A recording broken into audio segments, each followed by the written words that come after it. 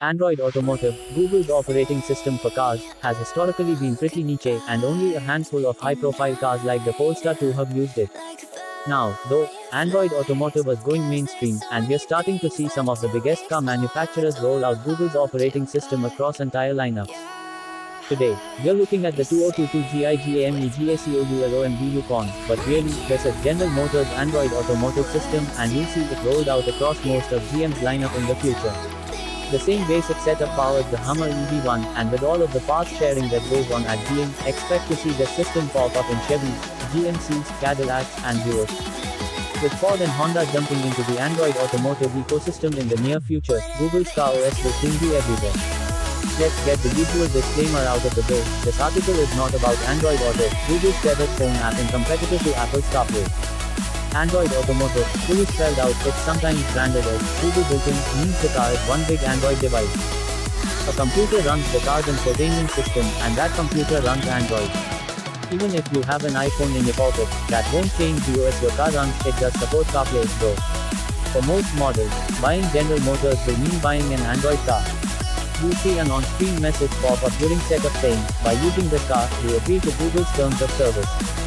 On Amadeo, this is one of the first screens the car shows from a freshly set. If you don't want to agree to Google's terms of service, call an Uber. On Amadeo, you don't get much in the way of privacy options. You'll probably never block apps like Google Maps from using your location. The idea here makes some sort of sense. Consumers want their car infotainment system to look and work more like a smartphone does, so why not just load the vehicle with a smartphone OS? Then you can get all the smooth scrolling, touchscreen-based swipe navigation that people have come to expect from a modern computer. Android Automotive is a Google-blessed OS, and like phone companies, manufacturers like Ford, GM, and Volvo signed deals with Google to license the OS in a slew of Google apps. This car has onboard Google Maps, probably the biggest killer app in the automotive industry. You also get Google Assistant voice commands and the Google Play Store for cars, allowing easy access to apps like Spotify and other media players. The hardware, 4 screens, 3 operating systems. Enlarge the main infotainment screen. On Amadeo.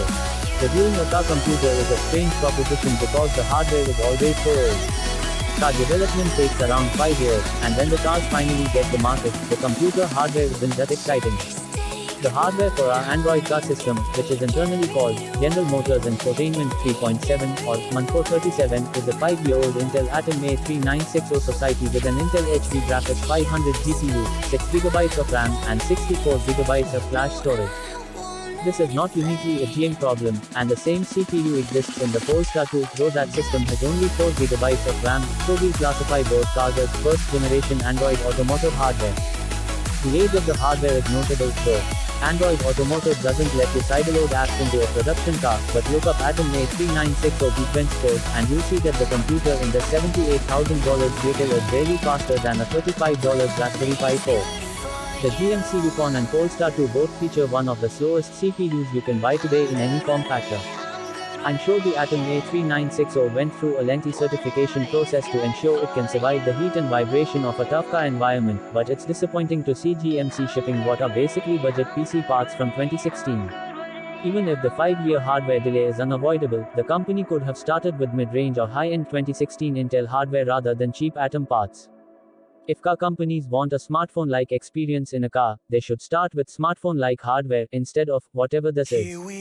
If car companies want a smartphone-like experience in a car, they should start with smartphone-like hardware instead of whatever this is. These cars run on either gasoline or a huge battery, so it's not like CPU power usage is a problem. Cars are already full of fans, so cooling shouldn't be an issue either. When the whole point of projects like this is to make the car work like a smartphone, modern smartphone-class hardware will help companies reach that goal. As for the other hardware, you get a generous 64GB of storage, which you probably couldn't fill even if you installed every app in the very limited Automotive Play Store. Packing in lots of storage is good car computer design though. Cars last longer than phones and tablets, and that 64GB of storage will help with the car computer's longevity. The eMMC flash storage isn't very long lasting, but Android Automotive has a significant flashware management system geared for a 10-year plus life cycle. Providing a bigger storage bank allows for better wear leveling and gives the system wiggle room to flag their blocks of storage, reduce the overall storage amount, and keep on trucking. Google says that if you're streaming music, caching the incoming bits can end up writing 50 megabytes of data to the eMMC every minute, so even if you aren't constantly installing apps, flashware is a major concern. Google says that with 16 gigabytes in daily writes and 16 gigabytes of free space, you would have total storage death in 10 years and storage problems earlier than that. The Yukon ships with around 38 gigabytes of free space, so you should be fine for a while. Some Android automotive vehicles can even be equipped with an SD slot. I did not spot one in the Yukon, which Android will format as permanent, adoptable storage that is expected to be left in the system. On supported systems, Android Automotive would then move many of these daily activity writes to the SD card, and when the SD card eMMC dies, you just throw it out and insert a new one, saving your permanent car storage from flashware. Here's the Yukon's 12.3-inch digital gauge cluster. It's not very flexible, and it almost always looks like this. Those two lines of data in the middle are all you ever get from Google Maps on the driver's screen. Compare GMC's work to this, the Polestar 2 gauge cluster, which can render a rich map interface, right in front of the driver. It's awesome. The software is also old, it's Android Automotive version 10 with the June 5, 2021, security patch. Android Automotive releases around the same time as mainline Android, so the current version is 13, and this version is 3 years old. Many cars get no OS updates at all, though, so having a security patch from a year ago is a big improvement for the car market. Android Automotive being 3 years old is tough, though, and we'll talk through some of the strange design decisions of the Yukon's infotainment system that ended up being fixed in newer versions of Android Automotive OS AAOS. I don't know if GM had much choice, but the Yukon doesn't seem like it has been designed to be responsibly updated. There are 4 screens in the Yukon powered by 3 different operating systems, which must make it an impossible task to maintain. You'll be doing all your swipes and taps on a horizontally mounted 10.2-inch, 1280x768 infotainment touchscreen, a much more traditional layout compared to the Polestar's iPad-style system. Besides that display, a 12.3-inch digital gauge cluster sits in front of the driver. Safety regulations make it illegal for the gauge cluster to run Android. Instrument panels are required to never, ever lag, and that usually rules out anything based on Linux. The OS for these gauges is something like BlackBerry's 2NX operating system for safety, which is purpose-built to meet the many safety requirements of regulators around the world. I could not nail down the exact OS here, though. Android can still talk to the non-Android gauge cluster, but GMC's implementation here is a major disappointment. You'll see information about a playing song or your next turn for Google Maps directions, but you only get a small icon and a few lines of text. You can change what the left and right dials display, but the layout is always the same, and it's always just text and a gauge. The Polestar 2 has a better implementation, which takes serious advantage of the digital nature of the driver display and offers several dramatically different layouts, including one that will render a full-blown Google Maps interface right in front of the driver.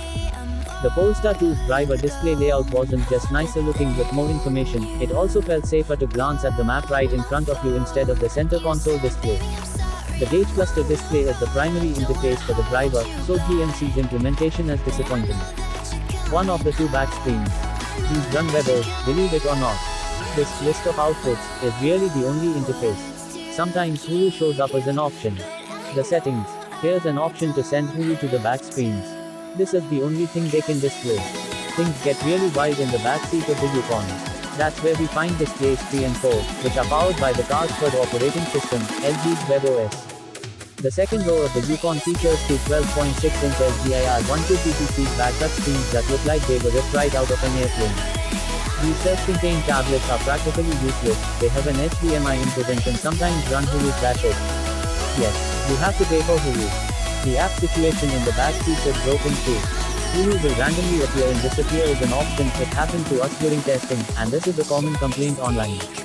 When Hulu works, it shows up next to the HDMI input options and launches a locked-down web browser. Some models, not ours, also have a YouTube app. Android Automotive doesn't talk to these screens in any meaningful way. From the main infotainment screen, you can remotely select and input Hulu or HDMI for either of the rear screens, and that's it. In GMC's defense, Google doesn't have a great solution for all these screens.